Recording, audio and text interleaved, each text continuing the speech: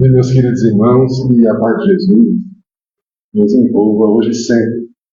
Vamos hoje, mais uma vez, nossas tardes de domingo, fazer nossas reflexões acerca da doutrina espírita. Hoje pela manhã, estávamos aqui na nossa faixinha, né, e a gente fez uma leitura do Evangelho e a mensagem foi muito interessante, que era uma mensagem sobre o suicídio e a loucura. E um comentário que Kardec fazia era, como que ele faz muito inteligente, mas ele chamava a atenção para o fato de que a doutrina espírita nos traz uma perspectiva de continuidade da vida que nos ajuda a enfrentar as dificuldades dentro do dia a dia.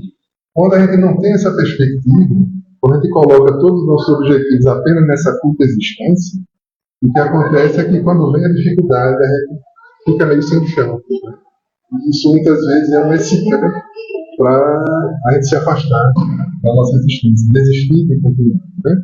Então, com o Espiritismo, a gente tem esse mote, né, da imortalidade da alma, que é um dos seus princípios básicos, e que nos convida a se manter assim, vigilante diante das provas que acontecem em nossa boa tarde. Né? Então, que possamos nós aproveitar então, essa oportunidade que nós temos de conhecer esses ensinamentos que engrandecem nossa vida, que nos trazem uma perspectiva de que há algo melhor nos aguardando. E tudo que está acontecendo aqui em nossa vida agora é passageiro. Né? Tanto as coisas ruins como as boas também. Então, a gente até, inclusive, se preparar, porque um dia tem que se separar dos nossos, pelo menos momentaneamente, dos nossos queridos, né? Nossos pais, às vezes, seguindo a ordem natural das coisas, eles têm que estar aqui antes. Né? Mas às vezes algum outro vai antes do que a gente, algum mais novo, que é motivo de muita dor, mas a perspectiva do reencontro nos dá realmente a vontade de continuar vivendo e aguardando o momento de viver novamente. Isso é muito forte, né? No caso de pais que perdem filhos. Né? A gente sabe que eles perdem, mas é um perde momentaneamente. Mas você perde realmente aquela convivência, o contato físico naquela existência não vai ocorrer mais. Isso é uma dor muito profunda, né?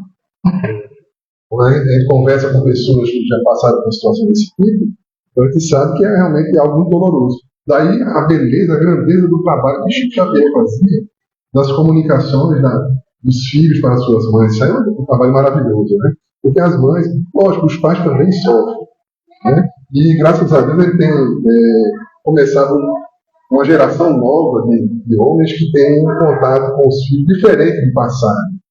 E no passado, os pais, era meio que obrigatório manter uma certa distância. Né? Era aquela coisa meio, uma figura meio durona dentro de casa e tinha uma certa distância. Mas hoje em dia a gente vê pai que cheira filho, né, que dá um abraço, que brinca, né? Mas antigamente não tinha isso. E graças a Deus tem se quebrado, né? Aos poucos tem se amenizado. E a gente vê que com isso os pais também participam e sentem muito. É lógico que antes sentiam também, só que para dar a coisa do machão, né? Que não chora, que não. Então segurava ali, mas estava sofrendo por mim. Mas, via de regra, as mães são mais ligadas aos filhos. Por uma série de motivos, né? E a gente vê, inclusive, se a gente for nas penitenciárias, isso é muito interessante a gente falar isso, né? Porque quando a gente diz assim, quando a gente acha que a gente deveria matar, por exemplo, um bandido, mas e a mãe dele? A gente, às vezes, esquece disso, que numa penitenciária, nos dias de visita, as mãezinhas estão lá para visitar os filhos dela. E por mais que eles tenham feito coisas erradas, elas nos amam. Né? É porque o amor de mãe não é incondicional. Então, boa tarde. Né? Então, essas reflexões são importantes para nós. Né? Pois bem, após esse pequeno comentário, nós temos hoje o grande prazer de receber nossa irmã Carla Lacerda, e ela faz parte do Centro Espírita lá de Jesus, fica no São João das Costas, uma casa muito amiga, um pessoal muito querido, e que ela sempre, quando a gente convida, ela se predispõe a vir, muito gentilmente vem. A gente sabe que o trabalhador espírita é sempre um trabalhador, está sempre cheio de coisa para fazer, então para assumir, tem que arranjar uma vaguinha na agenda para poder participar, e tem que ser assim mesmo, né? Porque é um trabalho que é não remunerado, na casa espírita nada é pago, né? Todas as tarefas são gratuitas. E todos os trabalhadores trabalham gratuitamente. Então é um trabalho de doação, realmente. Então, só tem que coordenar, né, sua vida pessoal, vida profissional e também reservar tempo para se dedicar aos trabalhos com Jesus, o que é muito gratificante. E a nossa irmã vai trazer um tema hoje para a gente, que é muito interessante, que é ser espírita. Ser espírita. Vamos ver a abordagem que ela vai trazer para a gente, curiosíssimo para ver, né? Porque o que será realmente trazer conosco esse nome de espírito? E o que é ser? Como é que no dia a dia a gente vivencia isso? Vamos ver a abordagem que ela vai nos trazer. Com certeza ela é estudiosa, sempre nos traz um tema interessante que encaixa nas nossas vidas, né? Porque o importante do ensino espírita não é que ele seja erudito, não é isso que se busca. O que se busca é que a mensagem ela consiga tocar em nossas vidas e nos levar à reflexão, nos fazer pensar, né? Como é que eu posso melhorar? Como é que eu posso me tornar uma pessoa melhor? Via de regra, esse é o objetivo. O objetivo da doutrina espírita não é formar intelectuais. O objetivo é formar pessoas de bem. Contribuir, né? Contribuir. Porque cada um é que vai decidir se vai ser uma pessoa de bem ou não. É o livre-arbítrio. Cada um escolhe. Né? Pois bem, então, sem mais delongas, vamos fazer a nossa prece inicial. Vamos nosso irmão Wagner, gentil, fazer a prece inicial.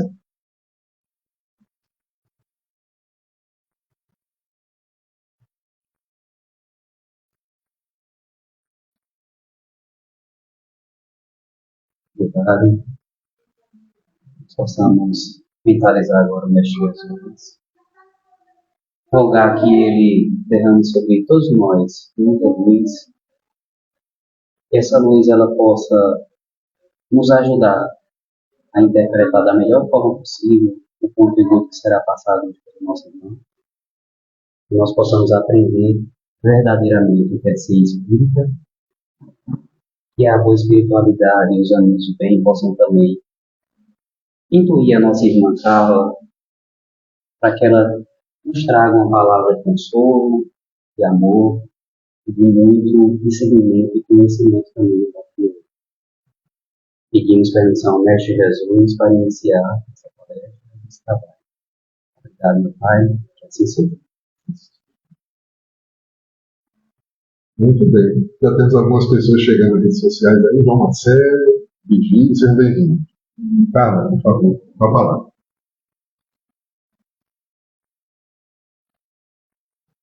Vou colocar a fila aqui. Bem, aqui tá bom, pessoal? Boa tarde. Agradecer o convite, mais uma vez aqui no Irmão Dolores, fazer esse intercâmbio entre os centros espíritas, né, de Caruaru. Eu estava comentando com a Alan no início que nós temos um movimento forte em Caruaru. Aí é importante que quando venham nos perguntar, a gente pergunta a disponibilidade da pessoa, porque às vezes a gente tem vários centros a indicar, né? Próximo de alguém, daquela pessoa que vem nos indagar e nossos colegas também. E a divulgação espírita é isso mesmo. Às vezes eu venho pouco aqui, né?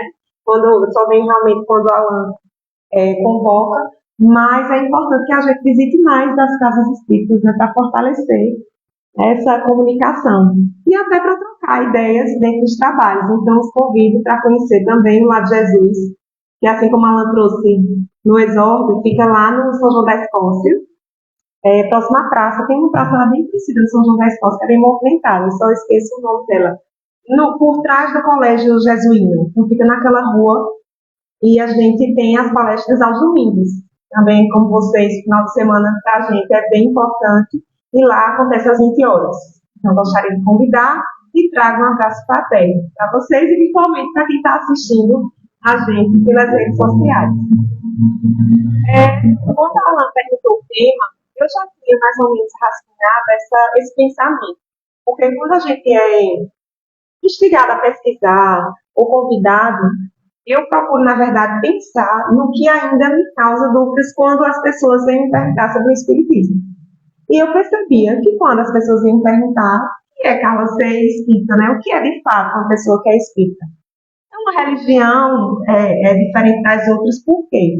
E eu às vezes ficava sem entender por onde começar a explicar a alguém que viesse me perguntar, assim como eu vou chamar Wagner, porque eu conheço de pequeno, né? Wagner é meu colega, e eu acho que ele foi doutrinado também desde pequeno, então eu acho que o pai dele frequentava alguém. E para a gente é tão natural que quando uma coisa é muito natural, você para de pensar como seria se não tivesse fazendo parte dela. e tantos anos, criado no Espiritismo, já nasci no lar espírita, e as pessoas me perguntam ainda, fico pensativa, por que é que eu sou espírita? Aí eu vou trazer esse desafio para vocês. Se eu chegasse hoje e perguntasse, né, para qualquer um, ou qualquer um que aqui está, por que você é espírita? Ou porque você se interessou, né, por estudar o espiritismo? A gente escuta nas palestras, né, foi pela dor, foi pelo amor, né, por questões de saúde, que é inovador. É o próprio tema que a gente traz alusão em setembro, a questão de setembro amarelo, que o espiritismo é um movimento muito forte, na questão do suicídio, que a gente estuda, a gente recebe as mensagens mediúnicas, então para a gente é um tema muito forte e sensível também, né? Então, por que me despertou o espiritismo? Aí eu trouxe algo, quando eu penso no tema, eu começo a repensar as frases comuns que a gente encontra pela frente, né?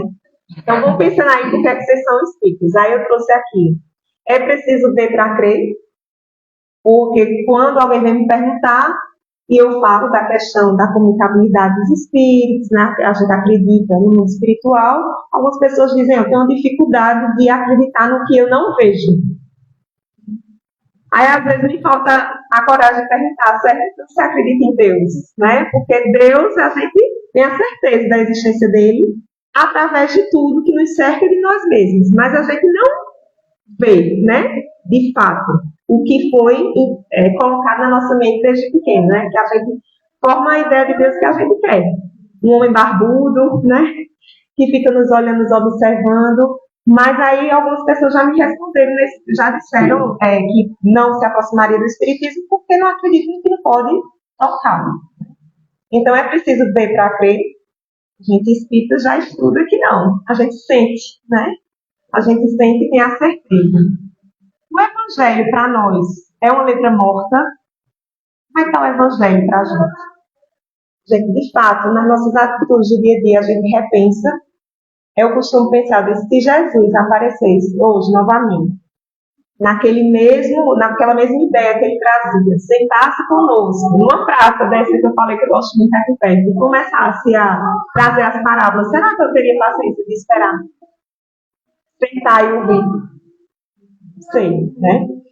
Somos isentos de lutas, então por estudar a doutrina espírita, ou estarmos voltados em algum momento, num sábado como esse, né, pensando nos ensinamentos de Jesus, né, no que Deus contribui para a nossa vida, a gente pensa que por já estar nesse movimento, a gente é isento de luta. Na gente estuda espiritismo, pelo contrário, quanto mais a gente conhece, mais responsabilidade, porque a gente começa a repensar nas nossas atitudes. Eu estou desde sexta-feira, como diz a história, né? Moendo uma resposta que eu dei a uma colega. Porque eu sou servidora pública e a gente, servidor público, convive naqueles ambientes pequenos, apertados, que todo mundo praticamente sabe o que a gente está pensando, né? Já conhece a gente há um pouco de saber o que a gente está pensando. E aí, eu fui assim um pouco rude com a minha colega que eu divido, mas ela nem percebeu, eu sei que ela nem percebeu, mas para mim eu fui, assim, eu fiquei, eu estou mastigando até hoje. Para mim já é um começo, porque talvez eu fizesse isso e nem repensasse, né? Então, quanto mais a gente conhece, mais a gente se torna responsável. Quem aceita a proposta de Jesus terá mais desafios. Então, a gente sabe que a gente espera lutas, né? Não vai ser nunca aquele paraíso criado em que a gente estaria numa rede, nesse momento aqui, né? No dia de hoje, só descansando mais e mais e mais, não querendo que nada desafiador chegasse próximo da gente. É exatamente o contrário. Quando a gente desencarnar, a gente vai ter uma carteirinha lá dizendo que a gente é espírita, no mundo espiritual. Aí os palestrantes, algumas pessoas estudiosas trazem o livro Voltei, que conta a história de um representante da doutrina espírita que, quando desencarnou, não era bem assim como ele pensava, né? A gente não vai ter a carteirinha como a carteirinha de estudante.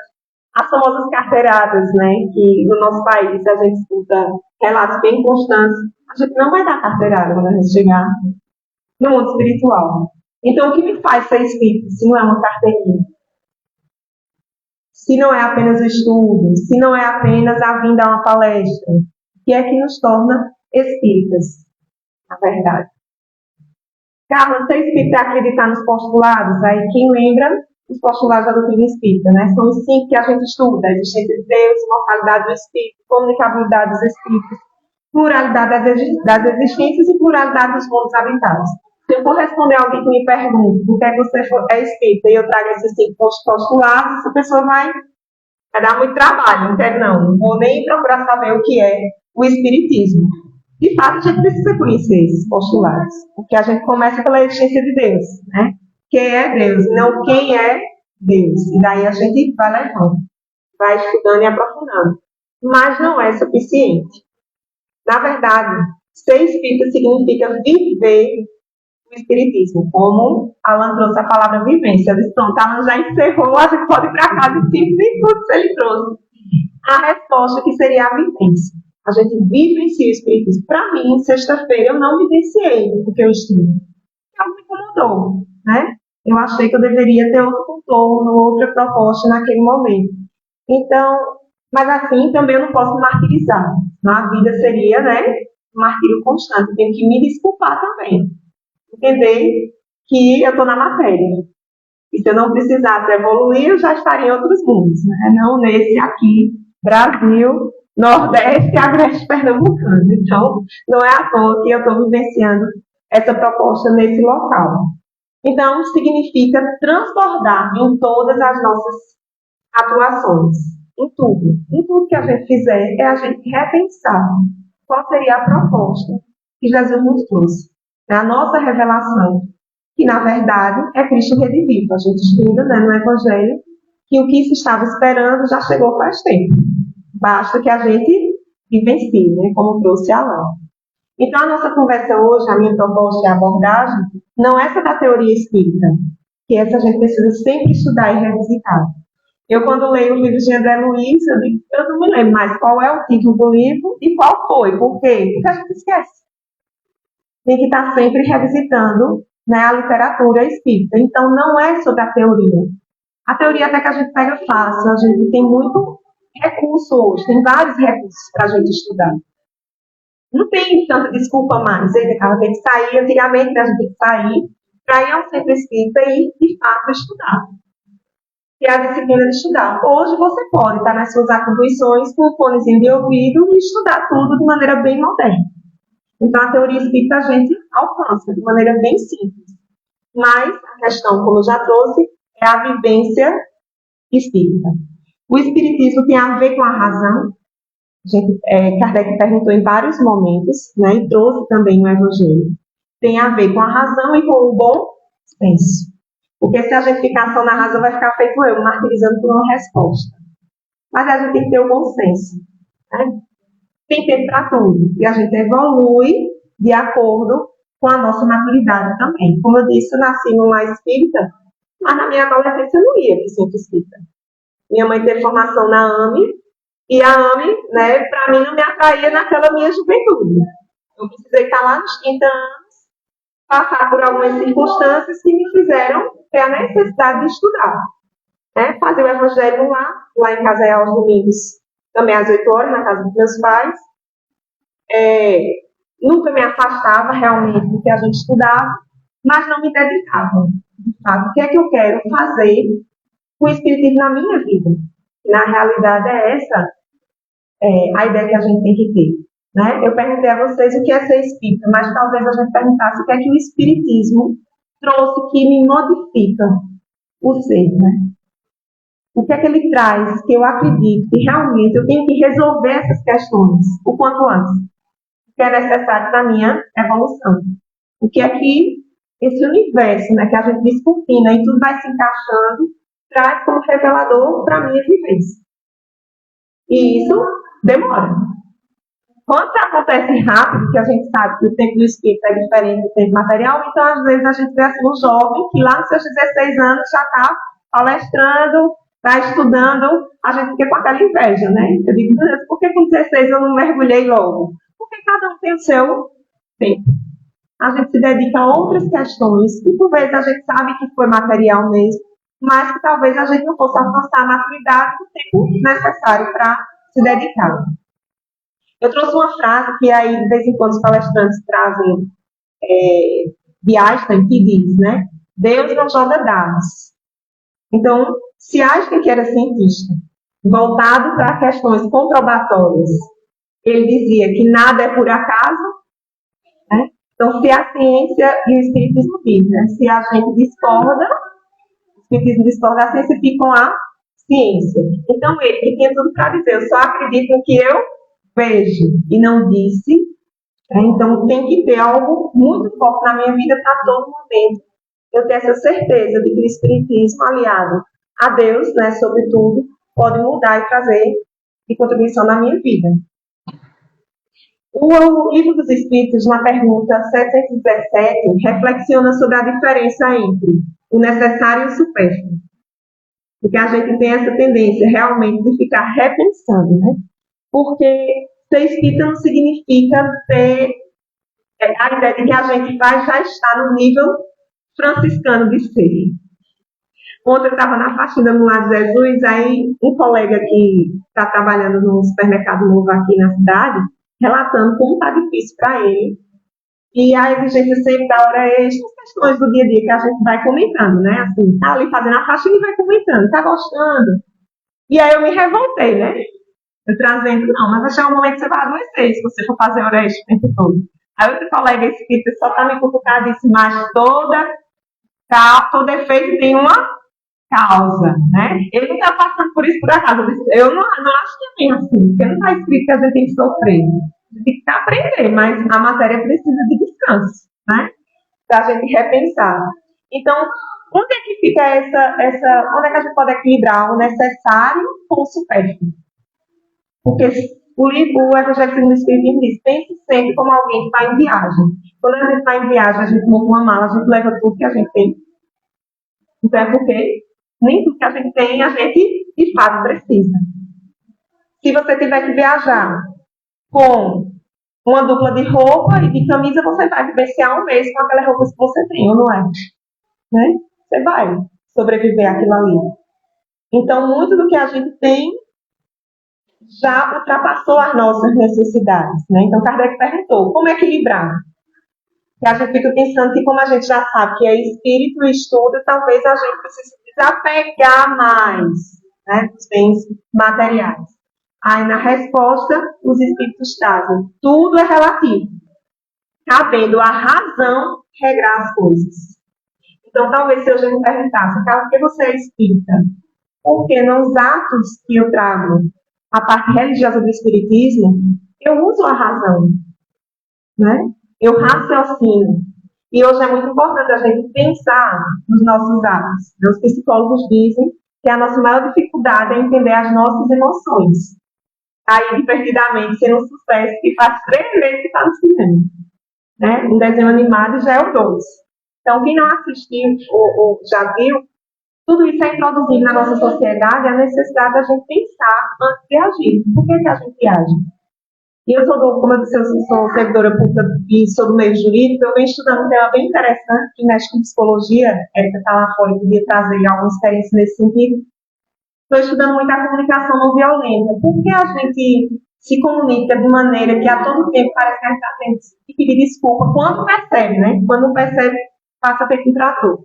Então, estudando a comunicação não violenta, eu aprendi que a gente tem essa maneira, às vezes, rude ou rápida de responder e de se relacionar, porque ninguém ensinou a gente a lidar com as emoções.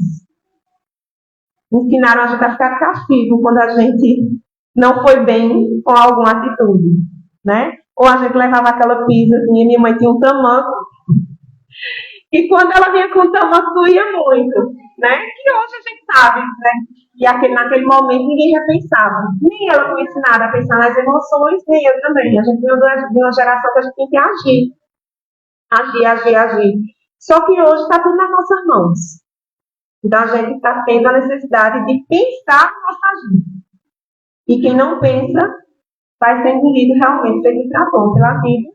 E a gente adoece e sabe por quê? Porque a gente não pensa no nosso dia a dia.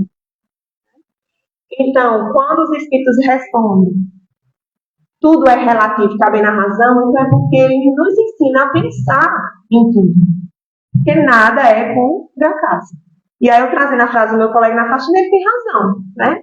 Todo efeito e uma causa, mas eu preciso pensar em todas essas minhas causas. Até no que pode ser uma possível doença, eu tenho que ver internamente o que é que aquilo, quais são os gatilhos, que é outra palavra, né? Os gatilhos que me trazem a pensar, né? A vivenciar aquelas experiências. Volta e meia a gente conhece alguém que sofre com a questão de uma doença autoimune. E se você perguntar, ela diz que os médicos não sabem como foi que aquela doença atingiu o corpo. Alguns vão dizer que foram questões voltadas às emoções.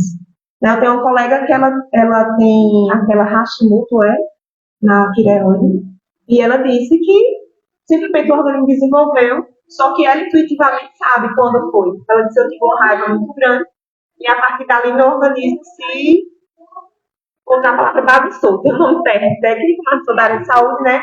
Ele se desgovernou. E agora ela convive. Eu estava lendo antes de vir para cá, aquela atriz, apresentadora Adriana Galisteu, tem uma doença autoimune também, que está perdendo a audição.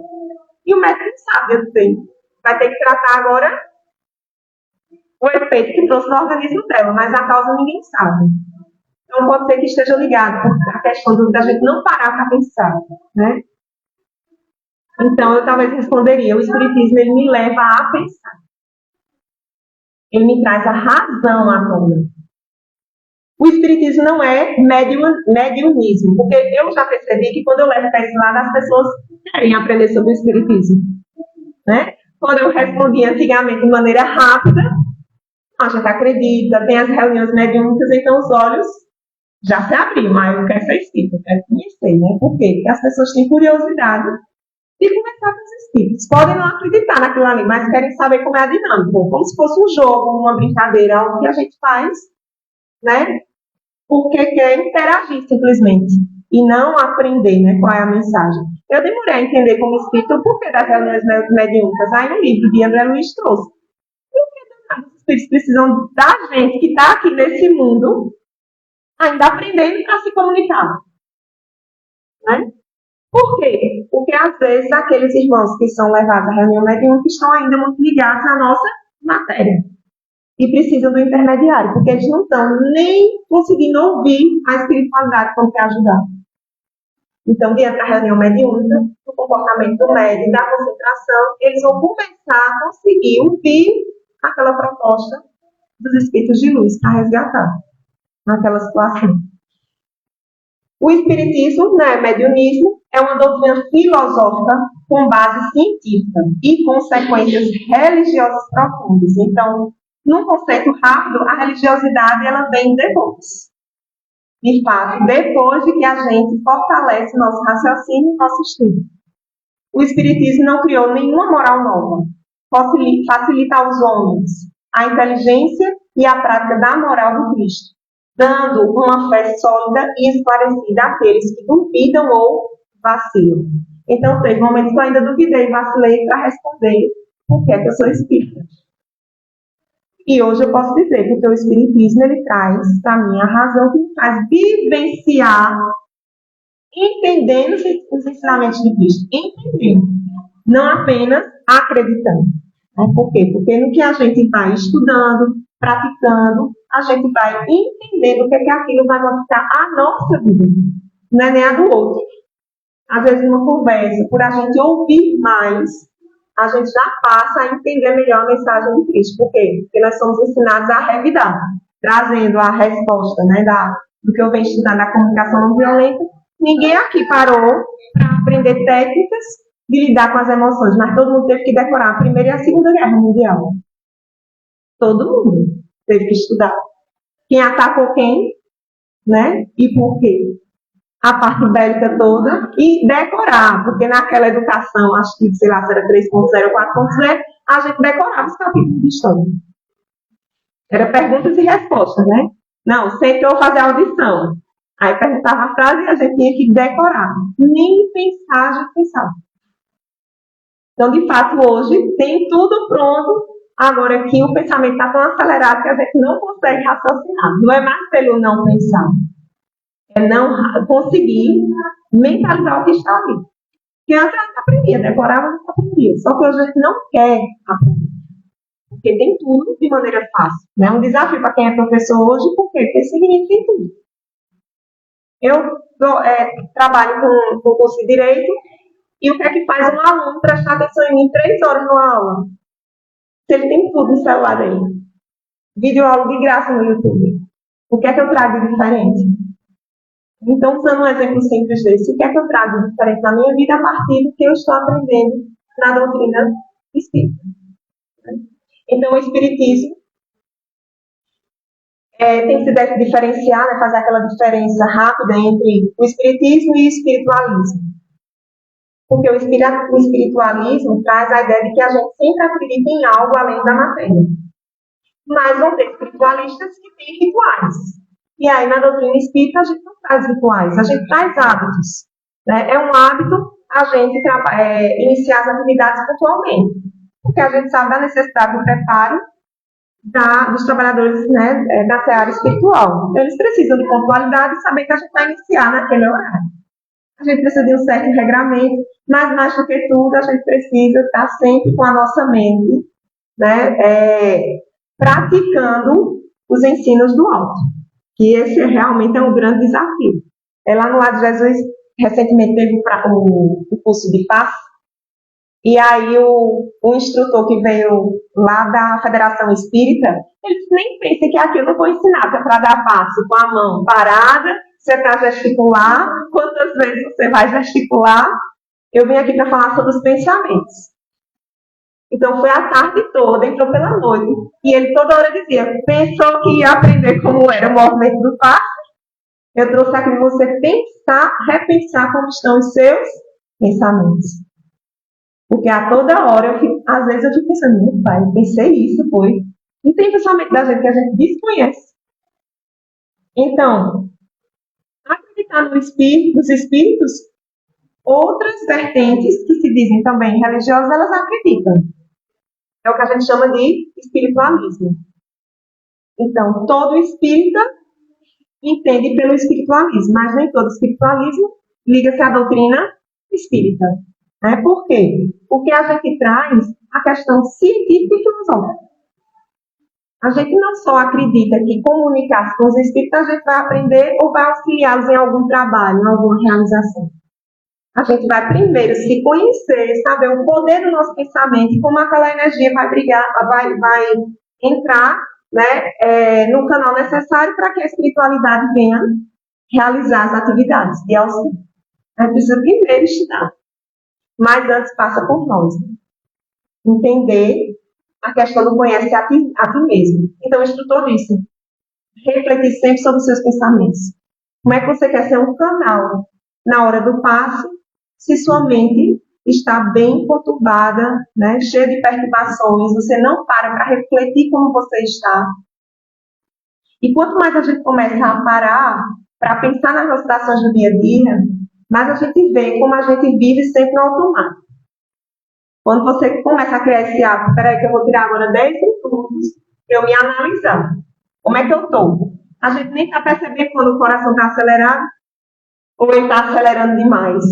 E já se torna uma coisa natural. Sexta-feira eu fui para a minha sessão com a psicóloga, os dois recepcionistas. Ai, como eu estou ansioso hoje. Né? E uma mostrando a mão como estava suada. Se eu vim para uma sessão psicóloga, se os dois recepcionistas me respondem assim, aí eu até brinquei, vamos trocar, eu fico com vocês, recepcionistas, vocês vão no lugar fazer a sessão. Mas bem jovens, né, acho que 20 e poucos anos. Por quê? Porque a gente vive nesse mundo. E se a gente não responde uma mensagem no WhatsApp, o outro já fica com raiva da gente, porque fica com um tiquezinho só, né? Que não está visualizando por que aconteceu alguma coisa, né? Então, a gente não para mais para refletir. E quando a gente começa a fazer esses exercícios, é que a gente vê como é necessário. Eu estou criando um hábito, eu trabalho na vara da violência doméstica ali na Portugal, aí eu finjo que vou pegar um café ou um chá, aí dou uma voltinha até a farmácia Pague Menos, aí vou até a esquina, saio um pouquinho para voltar. Porque quando a gente começa a pensar, quando já está ficando acelerado, né, eu estou sentindo necessidade de fazer essas pausas e sair do lugar mesmo. Por quê? Porque é um lugar que só tem problema. Então, eu preciso respirar, né? Sentir o ar diferente, conversar com uma pessoa que não esteja no ambiente de trabalho, para depois voltar e tentar continuar. Porque senão eu fico olhando para o relógio o tempo todo. Já deu a hora, querendo ir embora. Então a gente tem que criar umas técnicas para poder, durante as nossas vivências, a gente interagir com o que transcende. Isso é ser também espírita. Porque se a gente sabe que a nossa mente tem que estar sempre limpa, se a gente fizer um exercício de limpeza, a gente está na matéria o tempo todo. Aí cada um descobre a sua. Está me fazendo bem fazer, né, dar esse passeio. Até agora ninguém reclamou nem perguntou por mim. Acho que eu estou no banheiro fazendo alguma coisa. E eu estou dando uma voltinha ali na Avenida Portugal. Então podemos concluir que todo espírita é espiritualista porque crê em algo além da matéria. Mas nem todo espiritualista é espírita. Eu acho que é uma forma bem didática da gente começar uma conversa que pergunta sobre o espiritismo. Olha, é importante que eu lhe diga assim, mais ou menos, que o espiritismo não tem essa questão de mesa branca que as pessoas já pensam, né? Existem outros rituais que cada um vai ter a sua importância, é importante a gente trazer esse detalhe também, porque nos livros, eu li aquele de Irmãs do Fogo, Sem Martírio, como é? O título é Reforma Íntima Sem Martírio, que é feito um destaque, é que às vezes a espiritualidade utiliza mesmo as outras vertentes, a depender da necessidade que o trabalho precise e da forma pura que o trabalho está sendo realizado lá. Muitas vezes mais do que nos nossos centros espíritas, porque às vezes a gente tem uma questão de ego, quem está coordenando o quê, né? Volta e meia tem as questões materiais que impedem que a espiritualidade realize o trabalho que estava agendado naquele momento. Enquanto em outro local, que não é espírita, mas acredita na transcendência, né, na espiritualidade, eles conseguem realizar. Porque a pureza dos pensamentos está contribuindo melhor do que os centros espíritas. Né? Tem esse detalhe também. É no livro Reforma Íntima Sem Martírio que ele traz esse destaque. Mas, além de sermos espiritualistas, possuímos a fé raciocinada. Aí aqui a gente começa a trabalhar melhor a resposta do porquê somos espíritos. Além da razão, que a gente, a todo momento, a gente entende a causa, né, dos efeitos, mas nossa fé é raciocinada. A gente não simplesmente crê em Deus, a gente tem a certeza de Deus nas nossas vidas. Tem a certeza, porque como a Alana destacou no começo, se não fosse o Espiritismo, em algum momento das nossas vidas, pelo menos para mim, eu estaria meio perdida. Né? Às vezes a gente precisa realmente de algo material, a medicação para organizar nossos hormônios, etc. Mas para mim, uma vez eu fui para um psiquiatra, passei por algo na minha vida que me trouxe um trauma muito grande, e o psiquiatra, a primeira coisa que perguntou foi: você tem religião? O psiquiatra perguntou: você tem religião? É o primeiro passo, porque se você tem, você vai trabalhar melhor. A gente vai reequilibrar por conta do trauma. Você não é uma pessoa que está em depressão, você não é uma pessoa que precisa de um acompanhamento. Você precisa reorganizar a questão hormonal, mas voltar a ter essa fé, essa confiança. Então, eu preciso perguntar se você tem religião. Ela disse a ele que era espírita. Disse, então, você vai avançar rapidamente no tratamento. Veja, o psiquiatra perguntando. Né? A pergunta 4 do Livro dos Espíritos, ela traz que o argumento supremo deve ser a razão. Desde o início, né, no Livro dos Espíritos, Kardec pergunta e vem trazendo a razão. E a questão do espiritismo, e aí a gente pode aprofundar mais ainda na nossa resposta do ser espírita, foi o que realmente faltava entre a parte teológica e a parte científica. Porque quem estudou história lembra que a teologia trouxe o que era para ser acreditado e acabou. E por muito tempo a gente acreditava sem pensar. Sim, mas por que você acredita nesse dogma? Por que você cumpre esse ritual? Eu fui criada, eu estudei no colégio católico, já era espírita. E eu ficava doidinha nas missas, porque eu não sabia quando sentava, quando sentava, quando ficava em pé, o que tinha que dizer. Ficava constrangida, porque eu não ia à missa, então aquilo ali me perturbava. Então, eu assisti a aula de religião, porque o assunto interessava, mas não fiz primeira comunhão. Eu digo, eu não sei nem por onde começar. Porque todo coleguinha minha sabia, porque ia para missas. Mas se eu perguntasse, não sei, porque a gente sabe o que tem que dizer, o que tem que fazer e como tem que fazer. A hora de ajoelhar, e eu não sabia nada. Porque para mim aquilo não fazia muito sentido, né? Mas eu sempre fui ensinada que a gente tem que respeitar, né? Eu não ficava perguntando, sim, mas e aí? Sair adiante, não. Eu dizia que era daquele jeito e eu respeitava. Mas me incomodava. Por quê? Porque eu não entendia o porquê dessa ritualística. Então, se a gente parar para pensar por quantas décadas, né, atravessamos séculos, a gente simplesmente fazia. Aí a ciência vem de outro lado e diz é tudo mentira, né? A ciência, aqueles que estudavam, não acreditam nisso aqui, não. Muitos cientistas eram ateus, né? Não acredito nisso. Mas aí, para a gente, quem é que faz essa ligação perfeita? Entre quando éramos mais animalescos, a gente precisava daquele dogma mesmo pesado para tentar nos equilibrar, e depois a mente pensante dos cientistas. Para mim, foi o espiritismo que trouxe esse equilíbrio perfeito. No Evangelho segundo o Espiritismo, a fé necessita de uma base. Base que é a inteligência perfeita daquilo em que se deve crer. E para crer, não basta ver. É preciso, sobretudo, compreender. Então, quando eu alio os ensinos do Cristo, mas a base filosófica, científica, para mim é a resposta perfeita de quem é, né, do que é ser espírita. Eu estou aprendendo dentro dos ensinamentos, mas eu estou tendo a certeza, por quê? Porque a ciência bate em casa com isso. Mesmo que eu não tapeie, eu sei da importância do espiritismo na minha vida. O livro dos médiuns, eles trazem uma escala, né? Aí eu não sei qual é a que vocês estão, em que momento vocês estão. Os espíritas que acreditam e admiram a moral espírita. Então, eu acho que eu ainda estou nessa, talvez. Né? Porque eu admiro tudo, acho lindo todos os dias. Escuto ou faço alguma coisa, né, voltada à doutrina espírita, mas talvez eu tenha ficado por aí. Os que creem, admiram e praticam, que é a questão da vivência. Segundo Kardec, esses últimos, os que creem, admiram e praticam, são os verdadeiros espíritas, ou os espíritas cristãos. Então, que estágio vocês estão? Aí minha mãe vai fazer uma palestra, vai ser monitora. Ela coordena o Centro Espírita lá no Pina, os Missionários da Luz. Não sei se vocês já ouviram falar, é bem antigo, né? Tem mais de 60 anos, eu acho, missionários. Aí, atualmente, ela coordena, acho que ela está até dezembro, e aí não pode prorrogar mais. Lá eles são colegiados. Então, ela vai ser monitora, e ontem ela me perguntou, o que é o ir e pregar? Aí, como eu estava preparando esse tema, eu disse, mãe, eu acho que é vivenciar. Ela disse, exatamente. Os estudos diferenciam professar de praticar. Então, ser espírita é entender que mais vale a prática. Então, minha resposta em ser espírita, eu tenho que abandonar a ideia de que eu não vou conquistar aquela pessoa a se tornar espírita. A ideia talvez seja do meu relato de vivência. Olha, porque quando eu estudo o espiritismo, eu passo a entender, aí você pode até exemplificar, trazer exemplos do que você entende através da doutrina espírita que você não entendeu.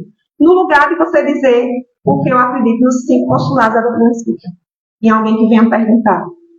Porque existe uma diferença entre professar e praticar. Talvez meu coleguinha, quando sentava, ficava de joelho, levantava, dizia o que tinha que dizer, ele estava na parte de professar. Né, do automático. Mas quando ele saía de lá, e aí, o que era que trazia naquele momento? Ele não viu realmente o que o padre trouxe? Porque, de fato, né, tem padres, eu não sei nem o nome que chamam, quando eles estão, né, no momento de fala. Me fugiu agora. Mas tem canais de TV que mais vale você começa a acordar, escutando o que o padre está trazendo ali, do que ir direto para as redes sociais. E a gente já se contaminava. Né? Homilia, né? Então tem padres que realmente, quando eu ia a casamentos, etc., que eu realmente ficava de, poxa, foi linda, né, a homilia do padre. Pastores também. Agora, por quê? Porque a gente tem que estar no momento aberto para ouvir o que aquilo vai trazer, né, de melhora para nós. O que seria, portanto, um espírita praticante? Porque a gente ainda tem aquela resposta. Eu estou tentando ser espírita. Então, seria aquela ideia. Eu estou tentando, mas ainda não sou um espírita praticante. Então, o que seria um espírita praticante? Se vós vos dizeis espíritas, sede-o, pois, ouvidai o mal, que se vos pode fazer, e não penseis senão uma coisa, o bem que podeis realizar. Então, questão de prática e hábito em tudo que a gente está fazendo.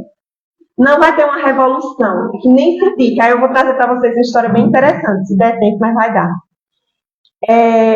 Não adianta eu querer uma reforma brusca, de uma hora para outra, porque então você está pulando estágios. É a mesma coisa de você pedir a alguém que tem que vivenciar algumas questões na adolescência, que fique dentro de um quarto só estudando. Vai faltar algumas questões, até biológicas, né, de desenvolvimento. Crianças que nasceram na pandemia e que passaram ali seus 2 primeiros anos, elas tiveram dificuldade de fala e no andar também. Por quê? Porque elas não se socializaram. Elas estavam só com os adultos. E elas precisam se socializar com quem está ali na idade dela, né?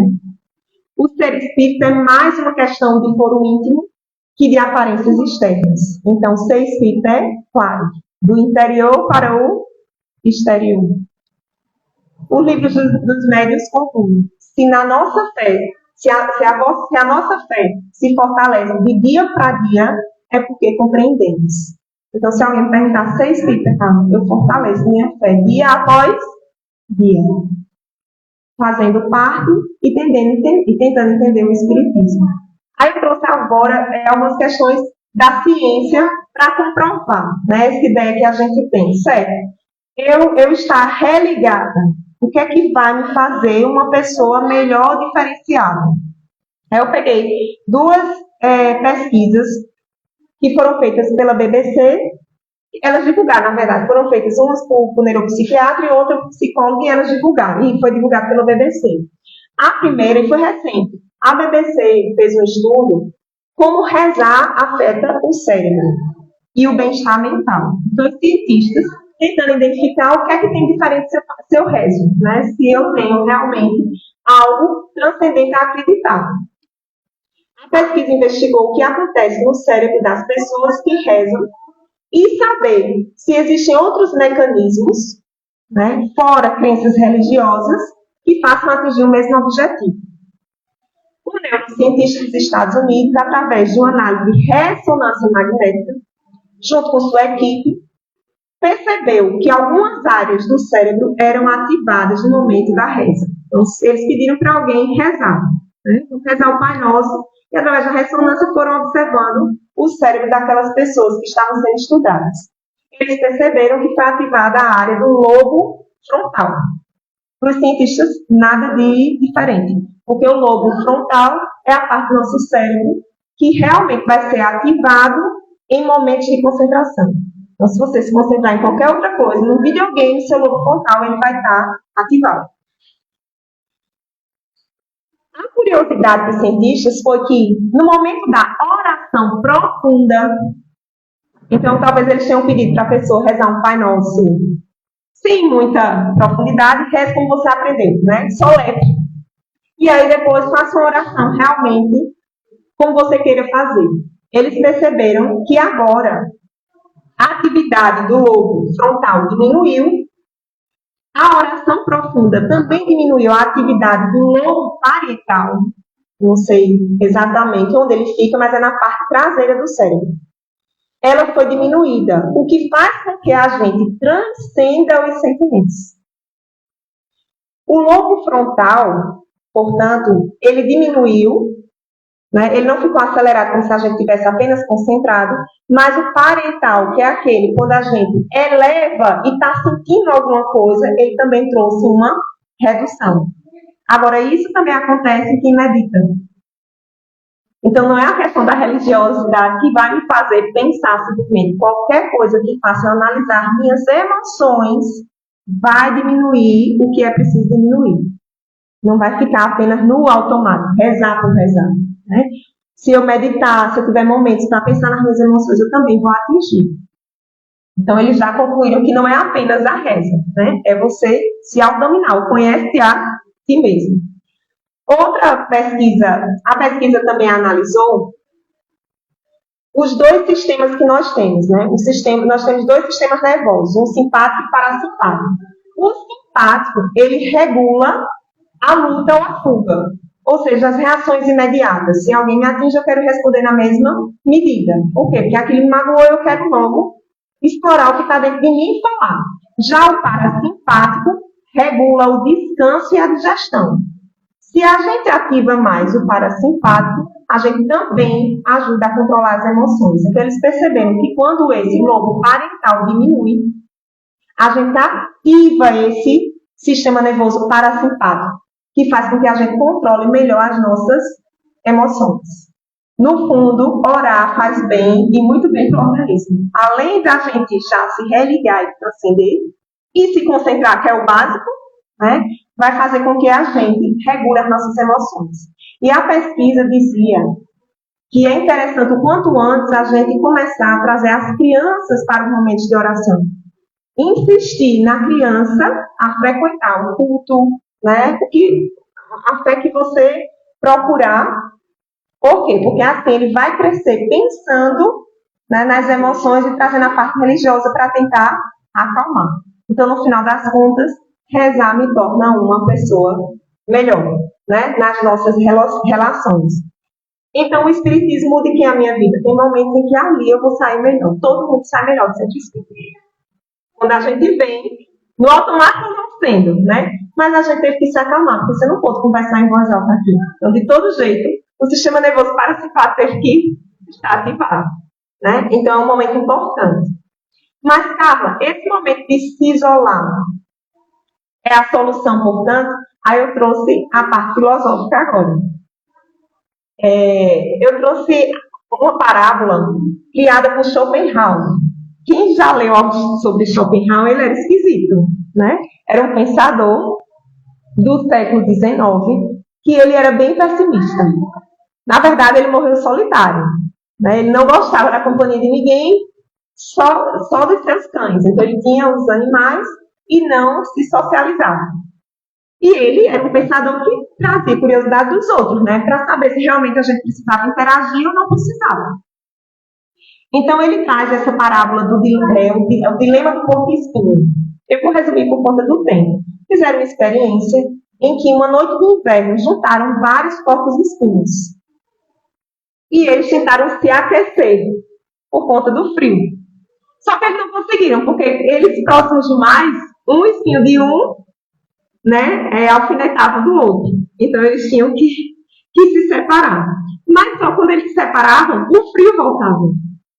Então, qual a solução que eles trouxeram, né? Schopenhauer disse, está vendo, que eu tenho razão, que ninguém precisa estar em contato o tempo todo. Por quê? Porque criou-se uma distância necessária. Então, analisando os focos espinhos, nem eles ficaram se alfinetando e nem eles ficaram separados totalmente. Ou seja, sou eu quando vou tomar o meu chá na Pague Menos e volto. Por quê? Porque o convívio ali está me fazendo mal. Então, eu já estabeleci uma distância necessária. Mas isso aqui só validou o que Schopenhauer dizia. Você não precisa das pessoas, porque as pessoas são confusas e complexas. Isso só vai lhe trazer problemas, né? Mas é como espírita. A gente já aprendeu o quê? A gente não precisa estar em sociedade. O livro dos espíritos traz a lei da sociedade, né? E a gente entende que o afastamento é necessário. Jesus Cristo, ele trouxe esse ensinamento. Ele se afastava para pensar, né, para se religar, para ter as intuições que precisava, mas ele voltava. Ele regressava, né? Então, essa psicóloga usou, né, uma psicóloga usou essa parábola do porco-espinho para tratar seus pacientes com relação aos dilemas de relacionamento. Se realmente precisava dessa distância necessária. Schopenhauer dizia que tudo no mundo é impulsionado pela vontade, pelo desejo incessante de viver, mas não considerava isso como algo positivo. Ele dizia que nós somos escravos da vontade. Ele tem certa razão. Por quê? Porque se a gente for sempre querer solucionar nossas vontades materiais, a gente está numa verdadeira escravidão. Então, ele dizia que nós éramos escravos de uma vontade. Que muitas vezes a vontade não era nossa, era imposta pela sociedade. O Espiritismo me ajuda a separar o que é meu e o que não é. Não sei a vocês, mas ele me ajuda. Por quê? Porque eu penso as emoções através dele. Então, ele dizia que pelo desejo incessante de viver, mas não considerava isso algo positivo, pois considerava que não conseguíamos controlar a nossa vontade. Seria uma exigência infinita, nunca satisfeita. Aí eu trouxe o final dessa pesquisa, que aí eu vou ler para não fugir, eu tenho 4 minutos. Mas Alan disse que eu posso passar um pouquinho, né, Alan? Então, na verdade, Schopenhauer dizia que a vulnerabilidade é necessária para que as relações sejam mais transcendentes e satisfatórias, mas ela aumenta o risco de uma dor mais profunda. Talvez conviver seja necessário, mas tem que ter cuidado, porque senão a gente sofre mais do que aprende um com o outro. A necessidade da sociedade que surge do vazio e da monotonia da vida das pessoas as une, mas suas muitas qualidades desagradáveis e repulsivas, além dos seus inconvenientes insuportáveis, mais uma vez as afastam. Então, Schopenhauer diz, nós somos vulneráveis ao ponto de precisarmos uns dos outros. Mas nós somos tão chatos que a gente acaba se separando um do outro. A distância média que eles finalmente descobrem e lhes permite suportar ficar juntos são a cortesia e os bons modos. Em virtude disso, o fato é que a necessidade do calor mútuo só será satisfeita de uma forma imperfeita. Mas, por outro lado, eles não sentirão a espetada dos espinhos. Segundo o autor, portanto, estaremos condenados a nunca satisfazer totalmente o desejo de termos relações sociais positivas, que é... Deixa eu entender aqui. Deixa eu ver aqui.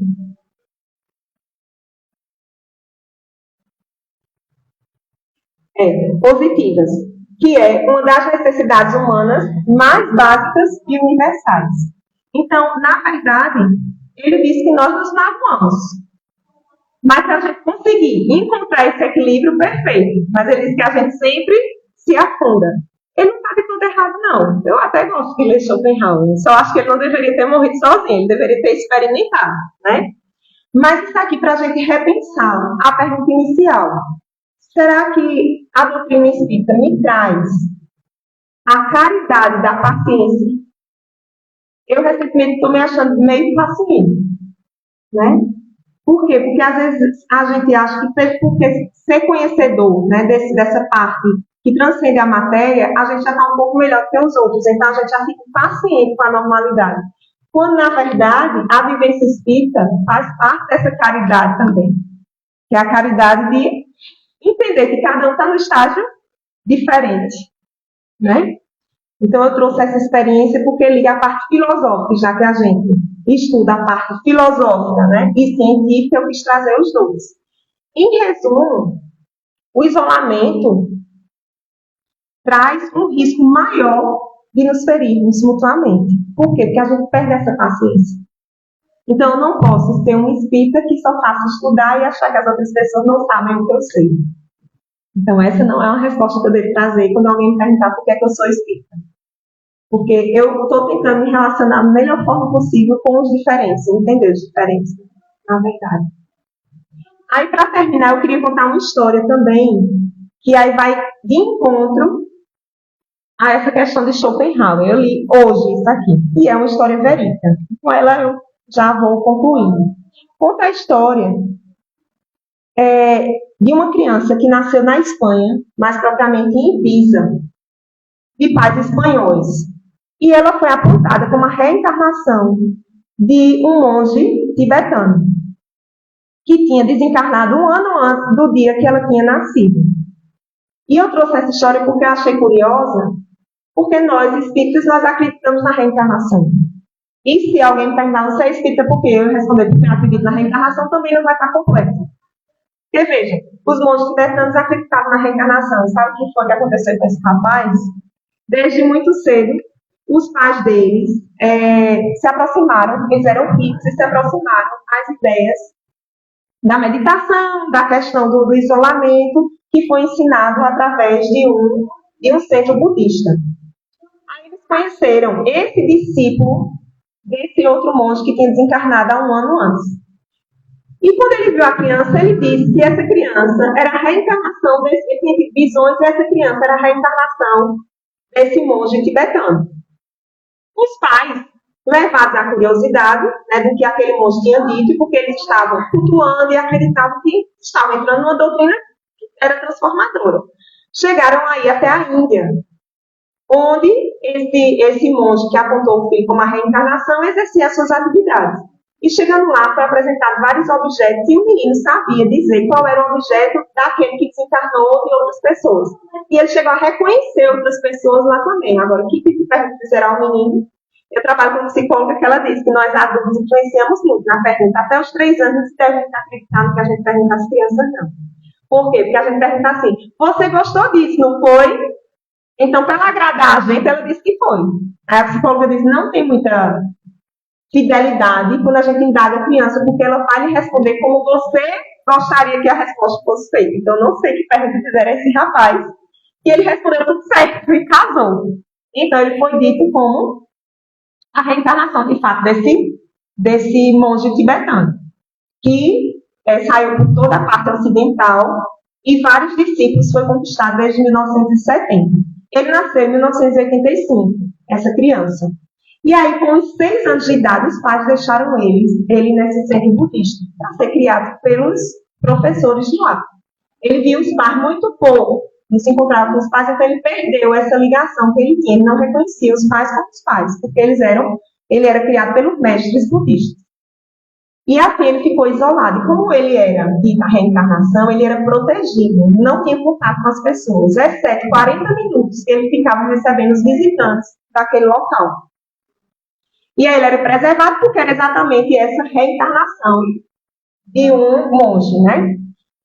Então, durante todo o tempo, ele foi criado de maneira isolada e com todos os seus desejos atendidos, mas naquela doutrina rígida. Quando ele foi recebendo esses visitantes, ele se sentiu interessado por uma banda que levaram um disco para ele, que era Linkin Park. Ele se interessou pela banda e começou a contrabandear coisas do Ocidente. E ele foi se interessando. Tudo que ele não tinha, ele queria descobrir por que ele foi isolado. Então, ele começou a contrabandear computador, vídeos para assistir. Gostava de assistir Britney Spears fazendo as danças, né, as coreografias. E ele encontrou um parceiro, ou seja, um comparsa, né, para o mosteiro onde ele estava. E aí tudo ele fazia escondido com esse outro colega. Com 16 anos ele já estava totalmente envolvido com a cultura ocidental, mas de maneira escondida. Tudo era contrabandeado.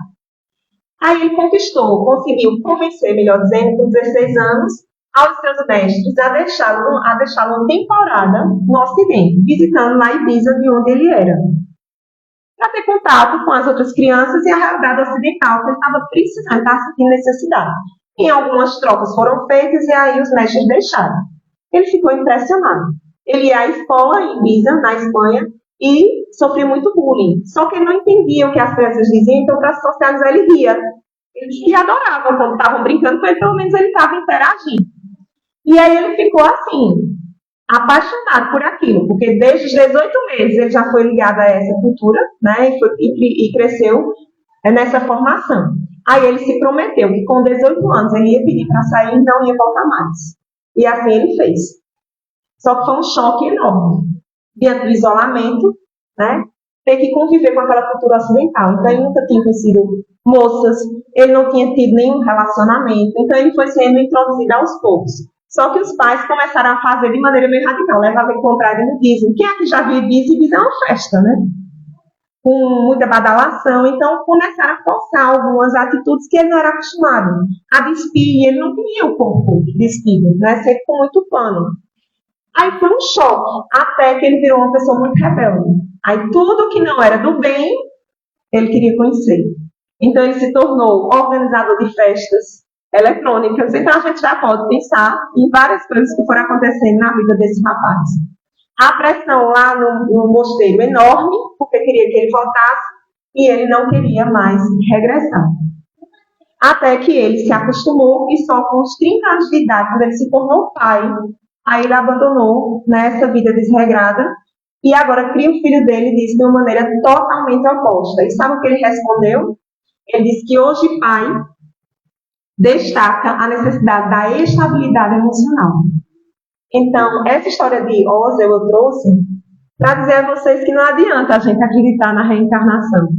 Não adianta a gente se isolar quando acha que vai ser a cura dos nossos males. É exatamente o oposto. Eu preciso vivenciar e, através de experiências negativas, dizer eu não quero isso para a minha vida. Então, talvez, se hoje me perguntassem o que é ser espírita, Carmen, é ter a fé raciocinada, tentar procurar a razão e saber que a minha evolução é a partir da vivência, em todas as falhas que existem.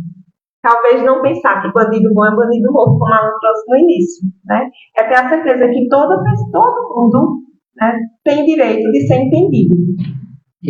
O que mais a gente escuta agora no Setembro Amarelo é a questão do acolhimento. Né? Por quê? Porque a gente vive num mundo tão acelerado que, de fato, as pessoas às vezes estão pedindo socorro e a gente não enxerga. Então, como reconhecer o verdadeiro espírita?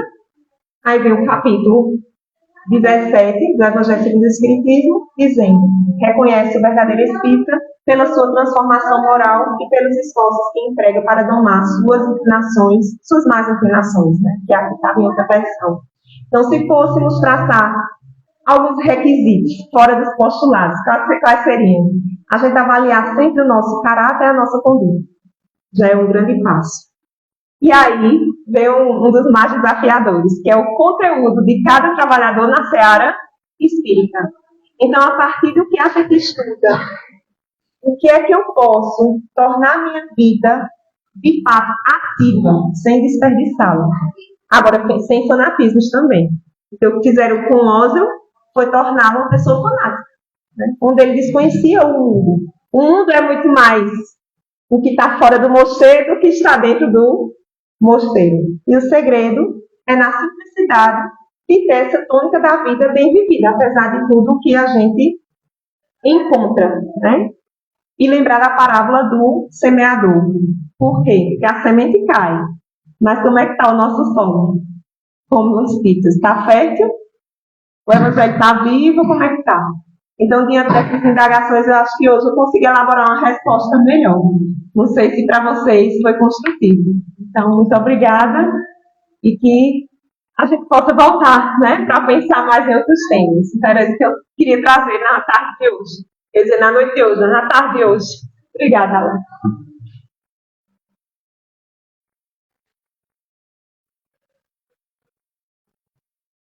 Muito bem, pessoal. Com certeza foi construtivo. Né? A gente aprendeu bastante, de uma forma leve, com bons exemplos, reflexões. E, Carlos, muito obrigado, viu, por sua participação conosco. Com certeza a gente vai sair daqui com bastante material para pensar. Né? E é isso que o Espiritismo nos convida a isso, a gente fazer essa reflexão, né? Vamos pensar. Pois bem, queria dar alguns avisos, tá? A gente tem os nossos estudos, que são quinzenais. A gente estuda o Evangelho de Marcos na perspectiva do Espírito Emmanuel. Ele é quinzenal, hoje não vai ter. Domingo que vem tem, é após a reunião, após o passe, né? Mais ou menos às 18 horas, a gente está começando esse estudo, tá certo? Por sinal, estamos estudando a parábola da semente, que não é a parábola do semeador, né, gente? Então, é que a gente confunde que seria a mesma, mas elas são distintas. Ela tem um ponto de contato, mas são abordagens diferentes que Jesus nos traz. E às vezes isso passa meio despercebido e o Espiritismo nos ajuda a mergulhar nesse sentido profundo das falas de Jesus. É muito importante, muito interessante para a gente fazer o que a nossa irmã disse, né? Poder enfrentar essas coisas que o mundo oferece aí, mas com uma base de raciocínio, material para a gente pensar e enfrentar tudo isso com amor. Sermos pessoas fortes, né? Muito bem. Temos também o nosso projeto, que é o Aninhando Mães, que a gente cuida das gestantes carentes aqui do bairro. No convênio, é uma parceria, na verdade, que a gente tem com o posto de saúde aqui do bairro. E aquelas mães mais carentes, a gente tenta dar alguma ajuda, um enxoval, algum apoio que vai um pouquinho além do material também, certo? A gente visita ela nas casas dela, tem necessidade. Aí cada um dá uma ajuda dentro daquilo que é possível nas suas formações. E a gente está fazendo, a gente fez o primeiro bazar, né, de roupas usadas, né, seminovas, e justamente esse bazar foi para poder arrecadar recursos para continuar dando os enxovais para as mães. E vamos ter um segundo bazar que vai ser no terceiro sábado de outubro. Não é isso, Simone? Vai ser na Associação dos Moradores lá da Boa Vista, não é isso? Pronto, então a gente vai combinar direitinho. Quem quiser participar, divulguem, por favor, para ter doações de roupas, né? Assim, um bom estado para poder fazer esse trabalho, e todo o recurso que é ali arrecadado a gente reverte para as mães, certo? Quem quiser tomar o passe, tá certo? É só esperar sentadinho, vai alguém que chama, e vamos em frente. as tarefas também da vibração, a gente faz a vibração à distância, então quem quiser colocar seu nome ou o nome de algum parente, encarnado ou desencarnado, o livro de prece está ali fora, na mesinha, tá certo? É só colocar lá o nome. Aí nas quartas-feiras, às 8 horas da noite, a gente faz a vibração, de 8 da noite até as 8h30, 20 às 20h30. Certo? Pois bem, então vamos encerrar. Muito obrigado pela presença de todos. Vou pedir ao nosso irmão Ayrton, por gentileza, venha fazer a prece final.